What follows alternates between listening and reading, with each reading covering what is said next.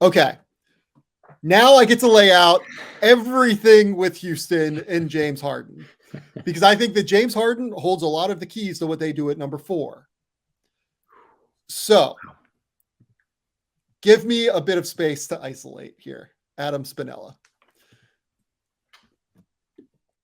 Over the last week, we have gotten numerous reports about James Harden. I am going to parse through all of them here. Adrian Wojnarowski, I believe on the day before the lottery, said it was a real possibility back on Christmas, and it remains so. Houston is a very real possibility for Philadelphia's James Harden in free agency. They want to be much better next season. There's a comfort level in Houston for James Harden. He's got family there. He's very comfortable in that environment. This is an organization where he knows ownership. He knows the front office. Regardless of whether they win the lottery and can draft Victor Wembanyama, my sense is that it would not necessarily change the Rockets' intentions to pursue James Harden. That's going to be the story here between now and July. And then later on in the interview, he then went on to say as well, I wouldn't underestimate it just as a leverage play. I think he's very serious about returning, but he also then went into explaining why it could be a leverage play, right? And explained that this could be like a real thing that's happening. Zach Lowe and Tim McMahon recently on the Low Post both said the Rockets think James Harden is coming. Keith Pompey from the Philadelphia Inquirer, I believe on Friday, reported the belief among NBA executives is that James Harden will rejoin the Houston Rockets this summer. Rockets owner Tillman Fertitta loves the 76ers point guard, and the franchise expects to reunite with him, sources say. Before the Rockets hired Ime Udoka on April 25th, head coaching candidates were asked during the interview process for their opinion on coaching Harden, according to sources. Later in the story, he says, sources have said his interest in returning to Houston is mutual and not a play to get a lucrative deal out of the Sixers. His mother still lives in the city. He has several business ventures there. And as one source said, he's treated like a god in Houston.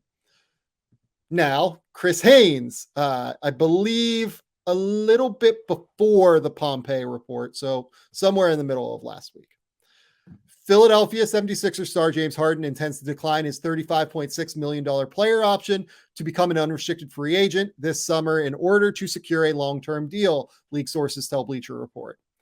Harden took a sizable pay cut last offseason to help the Sixers build the roster out. The guard will now be seeking a 4-year contract. The 10-time All-Star is coming off of a season average 21 points, 6 rebounds, and a league-leading 10.7 assists. The Houston Rockets have long been a rumored destination, but sources say Harden will only entertain suitors that present a competitive roster and the basketball freedom for the star to be himself. Houston was not very competitive here, right?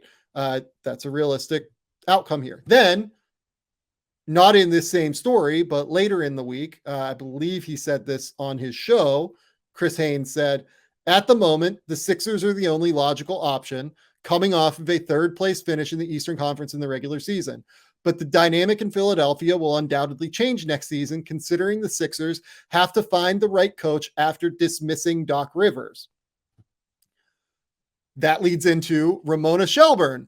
On the Anthony Gargano show, Ramona Shelburne talked about why Harden and the 76ers just had issues, right? She said, the Harden-Doc Rivers thing was never great. There was a lot behind it. There was this team meeting I had heard about where Doc tried to say something about him going out on the road. And how does that look? How does that look to your teammates? If you're going to do that, you've really got to show up in the game. There was a lot of trying to hold James accountable in certain ways. Doc Rivers is no longer the coach of the Philadelphia 76ers. Daryl Morey said in his press conference regarding the Doc Rivers firing, we can't have the discussions yet regarding James Harden, but we are interested in bringing him back. On his relationship with Rivers, which James Harden characterized as just okay at one point, I believe after they had lost. I think Morey said, I think people make too much of these snap answers right after a loss like that. I think Doc had a great relationship with his players. We wouldn't have had the success we had without it. And his relationship with both Joel and James was very strong. I think people saw that chemistry on the court between the three of them, and that was something that was not an issue. That is all of the scope of James Harden and the Houston Rockets at this point. There are things that are contradictory there. There are things that are not mutually exclusive to one another in there. I think certainly like there is very clearly James Harden in Houston Rockets interest, and it seems to be mutual. It's just whether or not James Harden decides that's the best situation for him. Like parsing through all of this, I kind of think that like it's still the best thing for him to stay in Philly. And I still don't really understand. I understand why Houston wants him. It's not the road I would go down, I guess is the way I would say it. Especially if the cost is a 4-year max deal. Yeah. Like that feels like you're locking yourself into James Harden, who suffered an Achilles injury late in the season that I think like went way under the radar. We talked about that on this show a couple of times, that like, I think the Achilles injury really sapped his explosiveness, his ability to get to the basket. Also, James Harden's not getting any younger. These things are going to pile up. Like he's going to continue to suffer these little injuries and stuff. James Harden's a great player. Great. I don't know like how much sense this makes for Houston if the cost is like an exorbitant deal, which it seems like Chris Haynes certainly is saying in his report, saying the guard will now be seeking a 4-year contract. Where Adam, go. I've talked now for like 7 minutes. My turn to ISO here. So yeah, the Houston thing, it hasn't really clicked for me as to why the Houston Rockets would be super interested in a lot of this stuff. In bringing Harden back, doesn't seem to mesh with their timeline.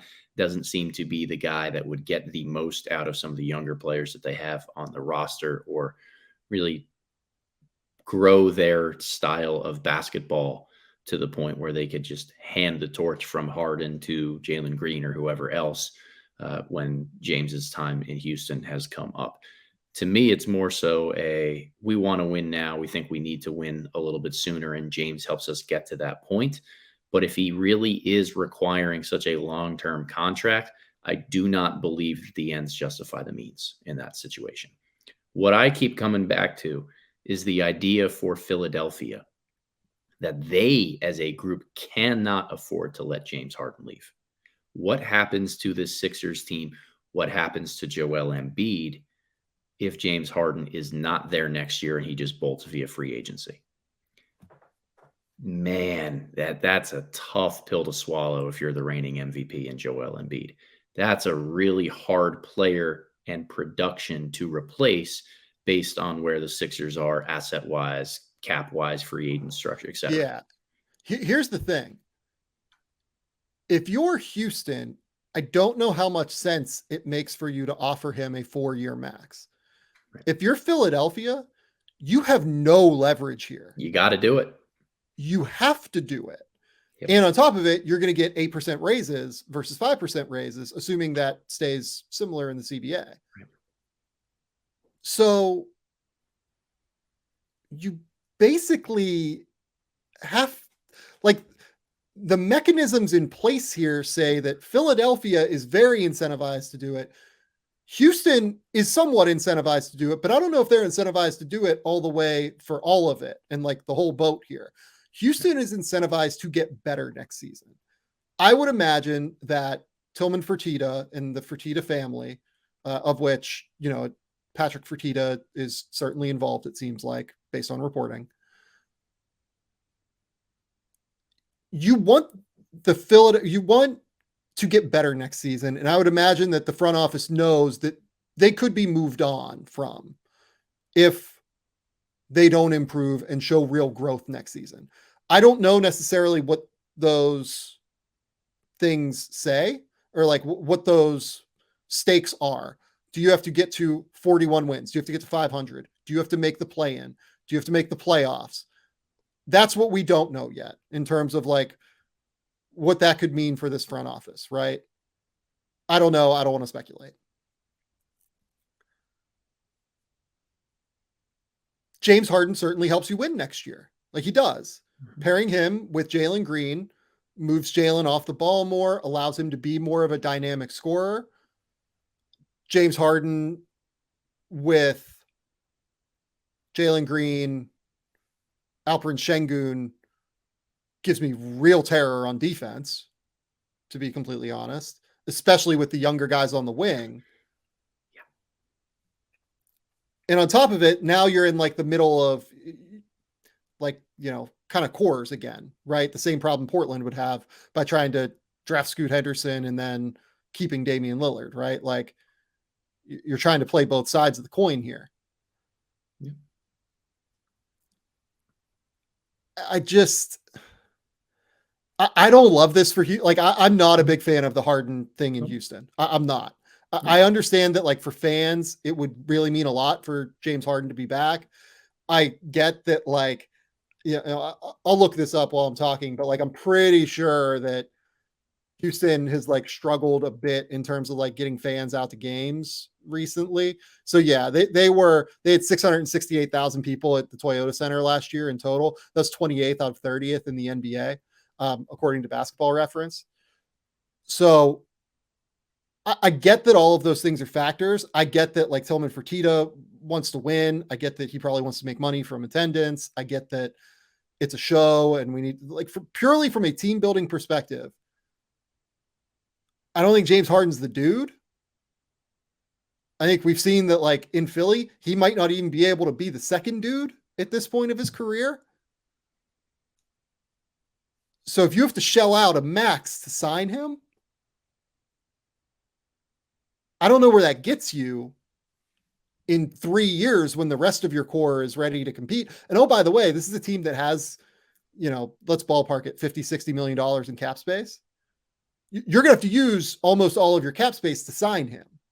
So you can't fill out as much as you could, which then leads into my next question, Adam Spinella. Okay. All right. Let's say that this comes to fruition. Let's say that James Harden goes back to Houston. And let's say they know about it before the draft. What does that mean for Houston? What should it mean or what likely does it mean? I think those are two different questions for me because I don't know if it is necessarily, but I understand your point. Yeah. I have been pretty clear. I believe that there is a tier break after number 4 in this draft. And I am a big fan of Amen Thompson. If you're Houston Rockets and one of Brandon Miller, Scoot Henderson, Amen Thompson is available at 4, I think you take whoever that is. And I think all 3 of those guys have ways of fitting in decently well next to some of the younger core pieces that you already have on this roster. I think Scoot would be the absolute best fit, but I think Amen Thompson, as you and I talked about last week, would be a pretty fun backcourt partner for Jalen Green to have long-term. It does feel like we're putting the cart before the horse by saying, all right, we're bringing in this guy in his mid-30s coming off of an Achilles injury, paying him so much money. And then we're either going to draft around him for fit, or we're going to take a guy in Amen Thompson who now we've just got this log jam of guys who are best with the ball in their hands and hope that we make it work enough to win games because now we have to since we have Harden in town.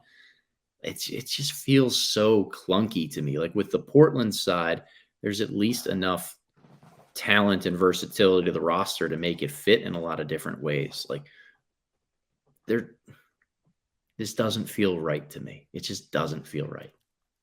It feels like, to me, a team that could be making some dangerous choices because they don't have access to their own pick next year.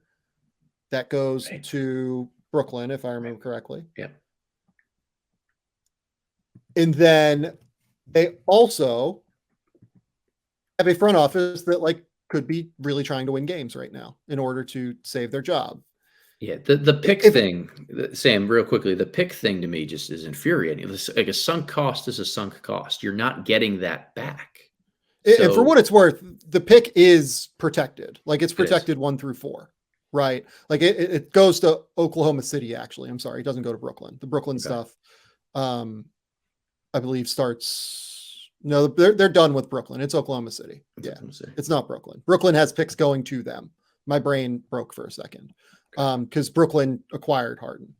But it's Oklahoma City. The pick's going out to Oklahoma City, and it's top 4 protected. So you could just be terrible again.